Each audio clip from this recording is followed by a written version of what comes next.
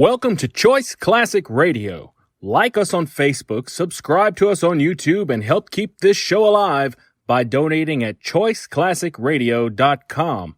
For more of your favorite old-time radio shows, join us on our companion podcast, Choice Classic Radio Detectives, where we bring to you tales from the greatest detective shows the golden age of radio had to offer.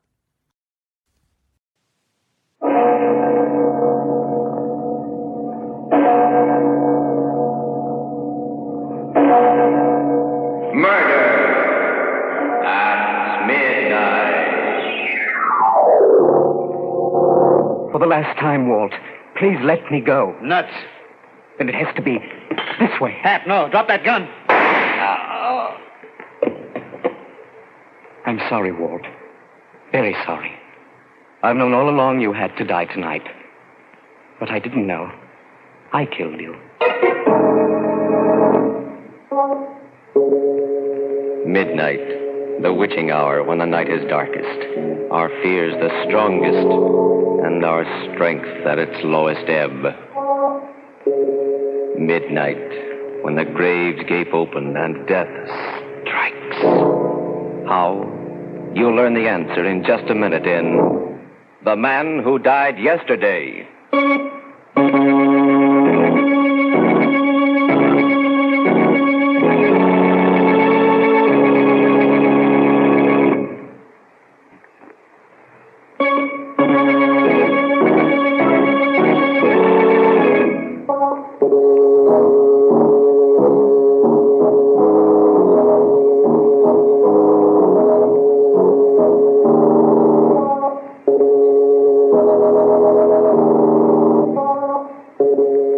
And now, Murder at Midnight.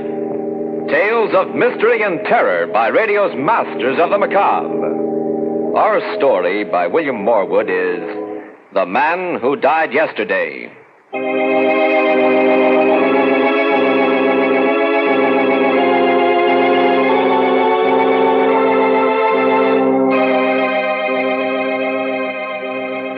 Afternoon on a little-traveled highway.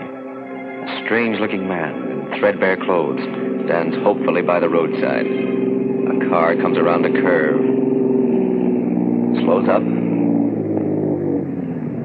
Stops. Looking for a lift? Are you headed for New York? That's me. Hop in.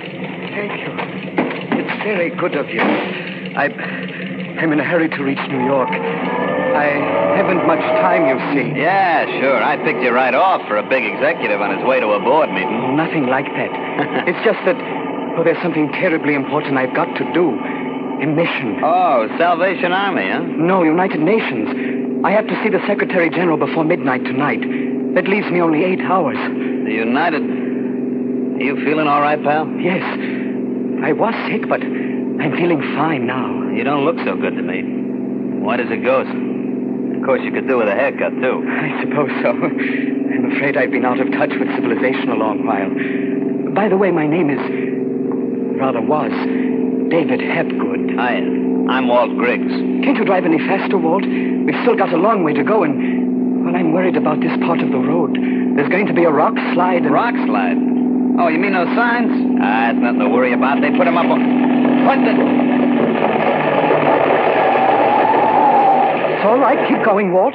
We got through safely. Yeah, but there was a rock slide, just like you said. Of course, but How did you know? I can see ahead, Walt.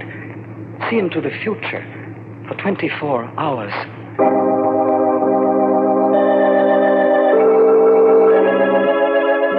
The guy was nuts, of course, but still, what are the odds against calling a long shot like that?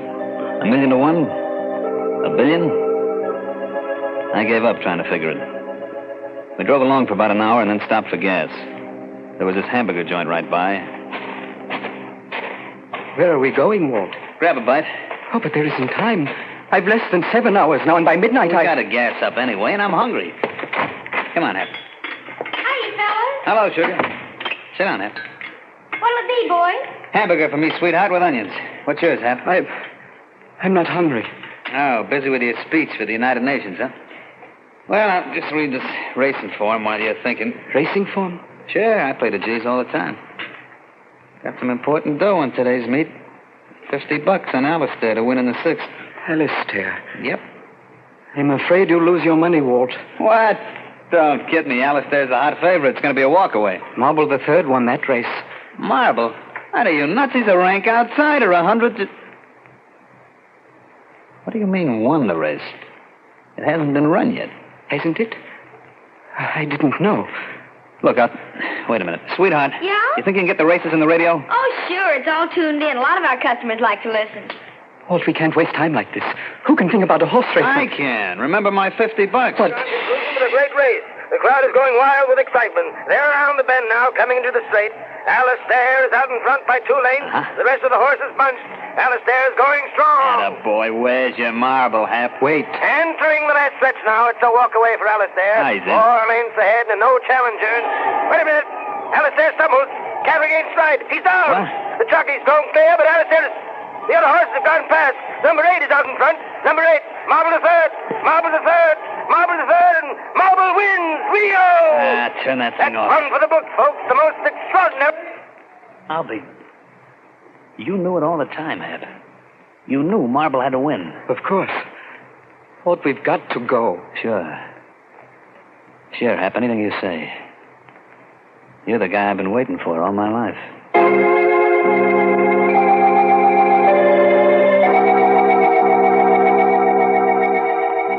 I didn't need no more figuring to tell me Hap was a gold mine. And I had him first before anybody else could get their hooks into him. The only thing that worried me was the way he talked. All this about midnight, not having much time. I had to use him while I had him, even if it meant taking chances. So while we drove, I worked on a plan. Walt, we've left the New York road. The signs are pointing the other way. I know, I'm taking a shortcut through a town called Hassock. Hassock? Yeah. That name mean anything to you, Hap? Hassock? Think hard. Let me see. There's going to be a hold-up there tonight at the factory. 2 men involved. They steal the week's payroll, $10,000. 10 grand, huh? They get away with it? There's a chase, but they shake off the police. Great. Couldn't be better. Why? We're the 2 men, Hap. You and me. What? No, Walt, no, I'm not a criminal. And I've something else to do with what little time I have left. You're coming with me, Hap. Maybe this'll convince you. The gun doesn't frighten me. Stop the car and let me out. I've got to get to New York. All right, look, I'll make a deal with you. You come with me on the stick-up, and I'll drive you straight through to New York without stopping. Are you on? But I can't, Walt. My message concerns the whole world. The only way you'll get to deliver it. Well, if it is the only way, all right. Now, there's something more I've got to tell you, Walt. What's that? We leave a dead man behind.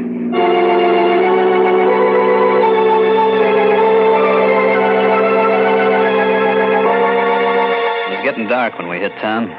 I drove down the main street and onto the factory building beyond. It was all dark except for a light in the cashier's office.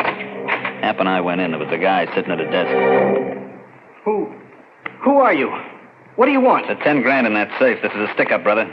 You're crazy. There's no 10. Open up. I'll do the talking. I warn you, man. You'll be caught with Shut up and start turning that dial. All right. I guess you win. Come on. Snap into it. I'm doing the best I can. That's it. Now hand out those greenbacks. Come on, get a move on. Watch out, Walt. He's turning in an alarm. Oh, you double-crossing rat. Oh. Hey. Carry. You. This the guy that had to be killed, Hap? Yes. Okay, then step on it. The cops will be swarming around like flies.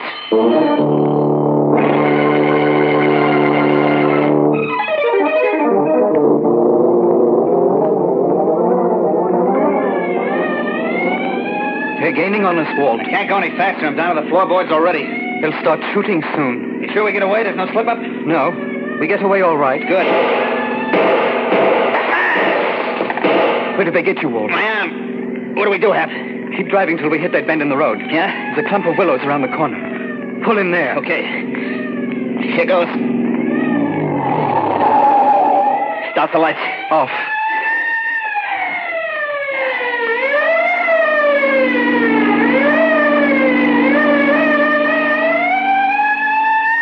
We shook him, Hap. Just like you said. No hurry. Get back to the New York road. I've less than 3 hours left. Okay, but I gotta stop and see a doctor. A doctor? Sure, my arm. Oh, what's the matter, Hap? I'm afraid of that, Doctor. Something happens there that I don't understand. What is it? I don't know. It's something I should have explained before. I can see into the future for you, Walt, and for everyone else. But not for myself.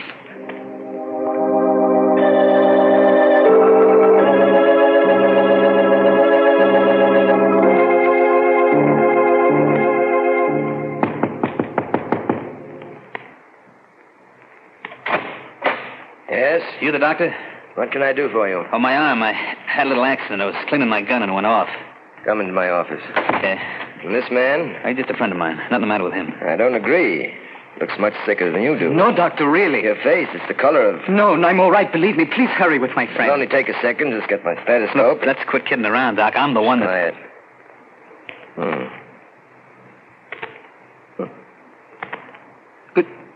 Good Lord. What's the matter, Doc? Why are you looking at him like that? But it's impossible, of course, but there's no heartbeat. No. But that's impossible. If your heart wasn't beating, you'd be... Dead? Yes. I've been dead since yesterday, at midnight.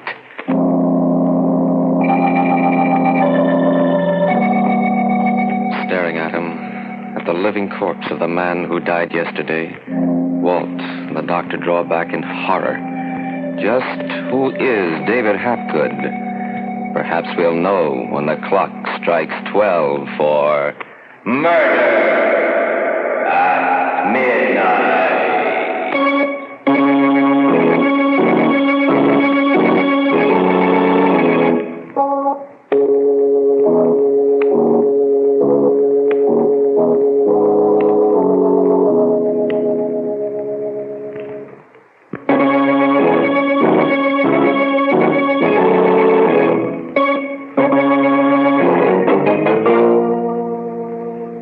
And now, back to Murder at Midnight and The Man Who Died Yesterday.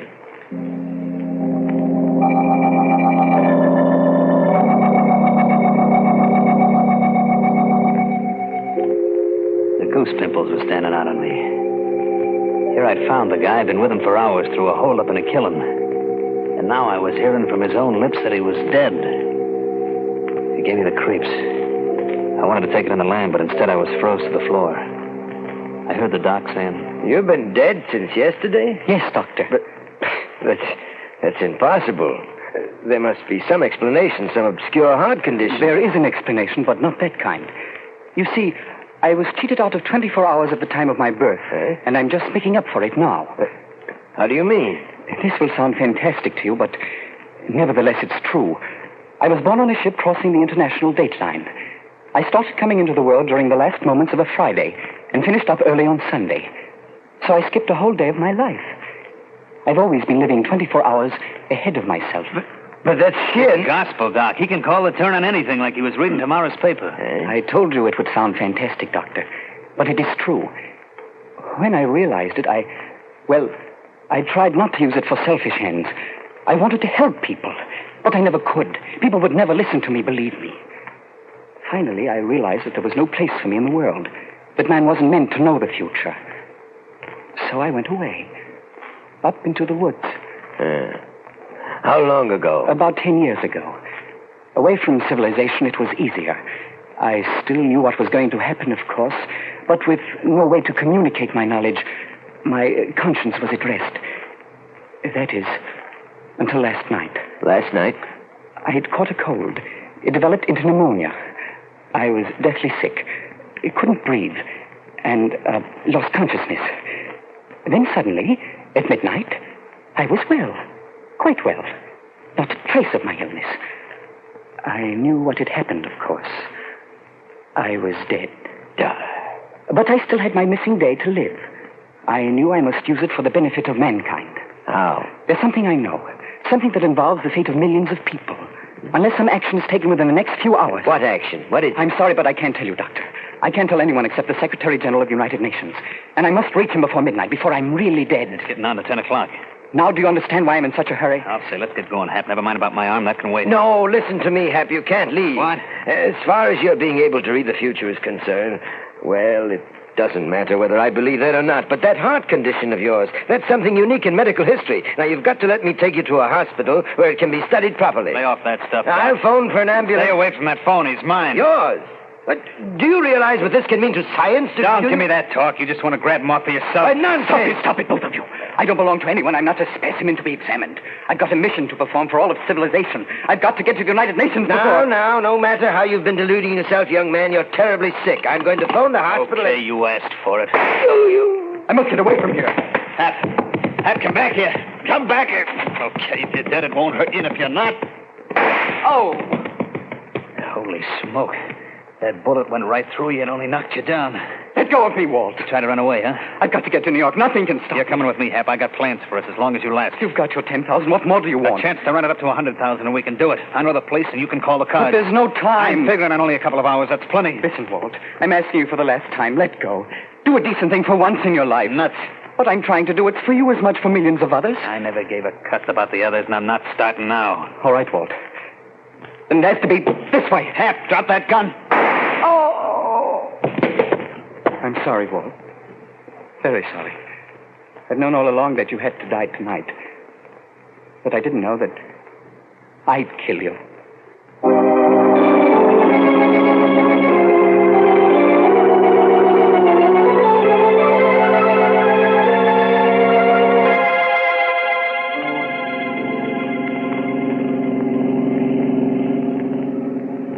Kind of a silent type, ain't you? Sorry? Oh, that's all right. I don't like fellas that gab too much. You know, it was nice of you to pick me up back there on the road. I was lonely. Besides, I needed reassurance. How's that? You see, I've been out of touch with civilization for some time, and the people I've met today weren't inspiring. You're a strange guy, do you know it? Am I? Yeah, I mean, the way you talk and look.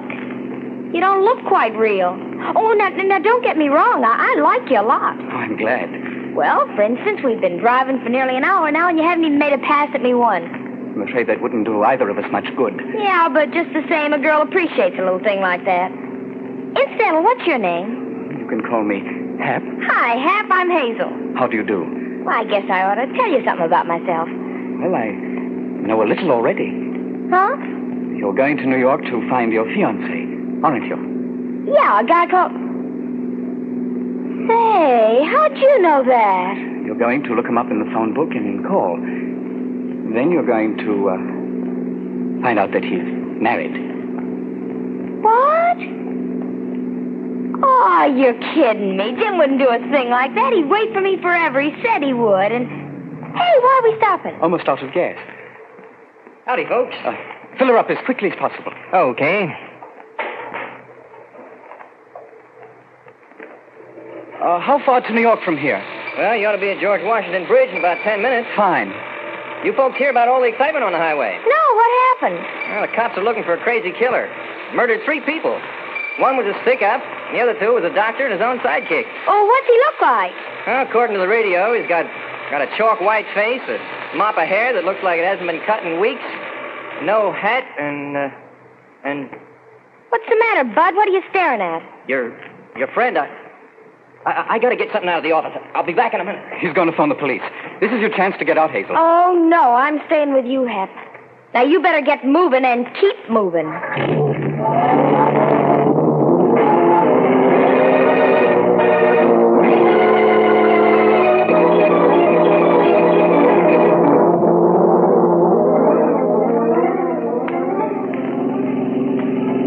No sign we're being followed. We may make it yet.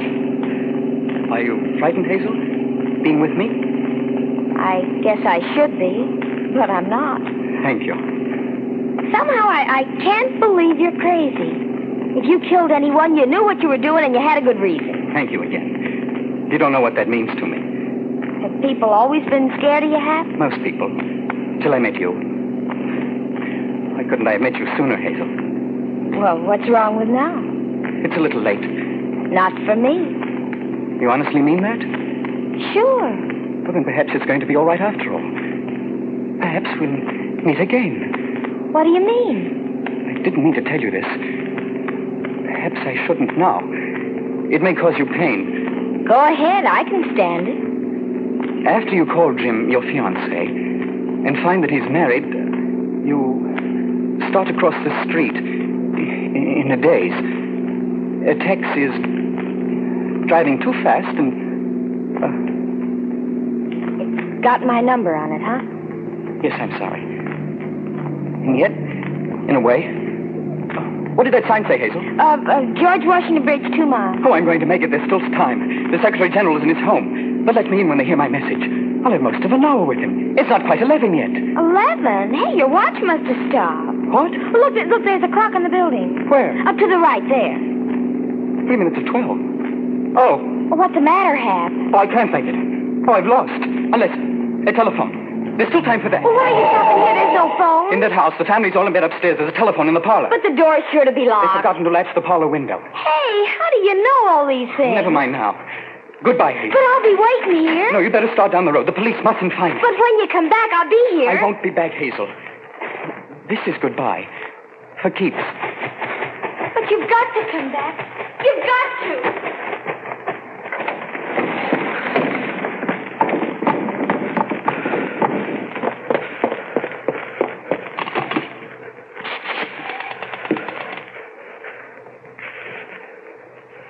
Operator, get me the Secretary General of the United Nations at his home. Hurry, please. It's urgent. Hello? The Secretary General, please. It's terribly important. No, I've got to speak to him personally. Midnight. Hello? Will you get him for me? There's no time left and... never mind. I'll tell you. It's about...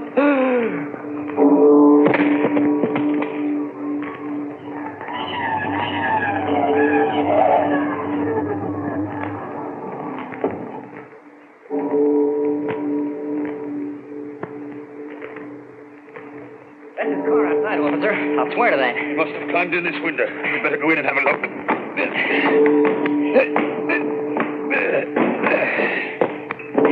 There was a girl with him when he left my gas station. She ought to be around. Where's the light? Here. There he is, on the floor. And he looks... He's dead, all right. No wonder. Look at that hole in his chest. Wait a minute. There's something funny here. That wound never bled. Huh? And the only way that could happen is if he was dead before the bullet hit him.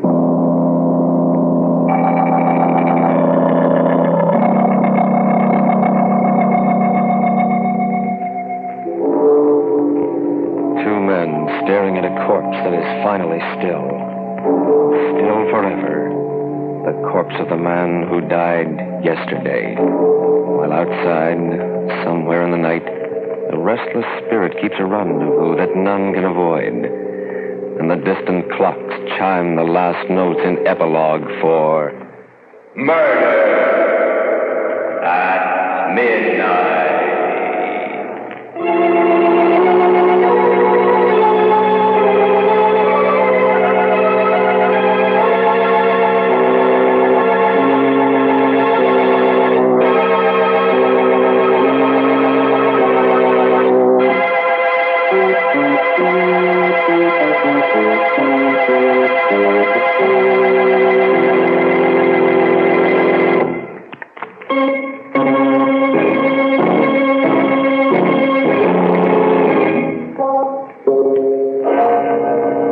Remember to be with us again when death brings time to a full stop and the clocks strike 12 for Murder at Midnight. The part of David Hapgood was played by Stuart Brody. Vandell Kramer was Walt.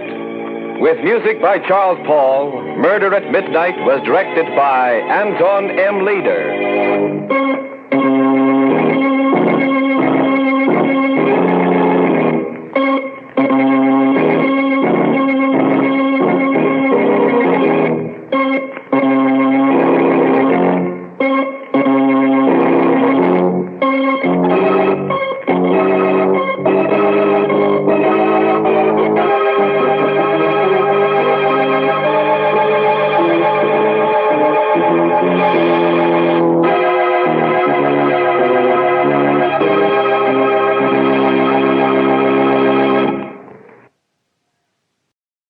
That concludes today's episode.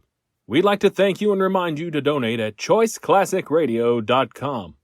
Remember, your donations make episodes like this possible.